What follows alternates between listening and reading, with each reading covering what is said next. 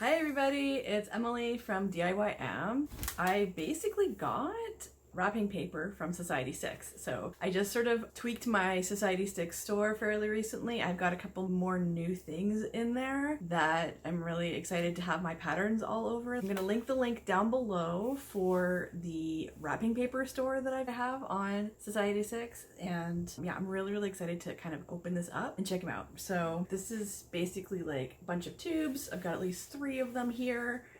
Yeah, I just want to sort of open them up and check out what I've got inside. And there's way more patterns on the site if you want to look down below at that. But I think this is like the perfect time to get wrapping paper, obviously, because the holidays are coming up. Definitely, you can check out my other stuff that's not holiday based. It's great for like birthdays and different occasions and stuff. Yeah, so I'm just gonna check this out. So I like to like open this stuff up with, sometimes they'll have staples in them, which is not always fun. But I try to use this tool. It's like a jewelry tool. It came from like a jewelry set, and I think I got it at Michael's a while ago, but there was like 4 different tools involved. I don't know if I can really link that down below. I can link something similar down below for you guys, but I normally use stuff like this that has a bit of a flatness to it. I use this sort of tool for jewelry making. I also use it to take apart my dies because sometimes the dies are attached together and it's flat, so it's like easy to twist things. This is also great for taking staples out, and also the lids kind of have like little things you can grab a hold of right here.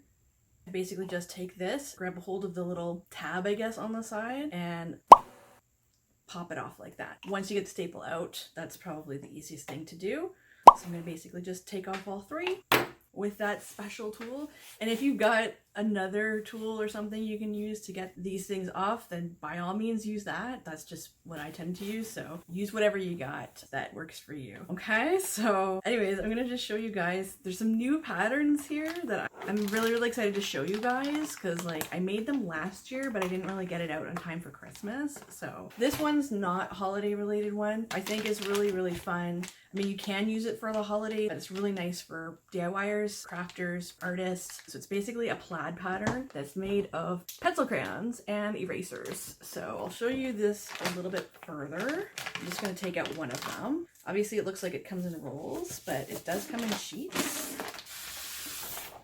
It comes in sheets. I got 2 packs. I think they're 5 or 10 sheets. I can't really quite recall. I'm going to have to look at the website in each pack. So they're quite long. I'm going to show you the whole sheet. So it's pretty long. It's a great background. Looks sort of like plaid from afar, which is really cool. You know me, if you followed my textile stuff at all, I like to do stuff that looks like classic patterns in some shape or form, but then when you look at it closer, it's something else, right? So obviously when you see it closer, it is erasers and pencil crayons. So I think it's a really fun one. Really great for anybody who likes textiles or plaids and things like that. And plaids are great for around Christmas time and the holidays and that sort of thing too, I find. So it's really great holiday paper, but it's also great for just like birthdays or any time of year. So I really like this one a lot. But yeah, so this is my cool pencil crayon plaid pattern. Yeah, it's one of my favorites. The nice thing about Society6 stuff, guys, in case you're not the best at cutting, which I am definitely not, they have this grid on the other side and makes it a lot easier to trim things down with scissors if that's what you need to do. But it's a nice paper. It's not too thick, it's not too thin. I've tried out a few different types of sites that make wrapping paper, and I think this is one of my favorite ones so far. I've done Zazzle. I like Zazzle in general, except their stuff is really expensive. Their wrapping paper is no exception. Basically, their paper is very thick, and I've got some for my wedding. I was trying to wrap something with it, and it was so thick that it's hard to wrap things with. So yeah, that's a thing. Anyways, here's the reveal of the other 2 new wrapping papers that I just made last year, but again, I just released them this year. So I made this for 2020. So this is like a Christmas cookie pattern. Candy canes and whatnot on there, gingerbread. We've got, oh, it's hard to see. I'm gonna have to open that up too to show you guys. So this is my classic pattern. Both patterns look very similar that I'm going to show you. They have different colorways, basically. This was the one thing that I ended up doing that kind of looks like something else, I guess. So I did like a gingerbread cookie, but upside down to make it look like a reindeer face. It's right there. That little little reindeer guy. Yeah, so basically did that. I've got bells, stars, snowmen, all sorts of different fun cookies and candy canes and things like that all over it. Really, really fun one. And I've already got people, complete strangers, checking out my store, I guess because I updated it. I have no idea who these people are because it doesn't show who the customers are on Society6, but I already have people buying this sort of paper on there. So obviously people are really liking this one, and I really like this one a lot too. I think it's a really, really cute one. Classic green is the background. And then anyways, the other one that I got is, as I said, very similar.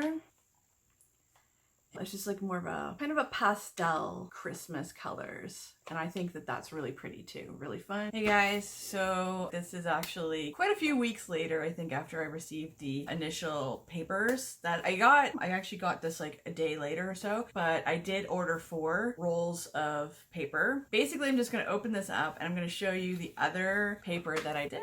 I haven't even looked at this one yet, so I'm hoping this one looks okay. This is brand new for me. I'm kind of waiting to check it out. Oh, okay, cool.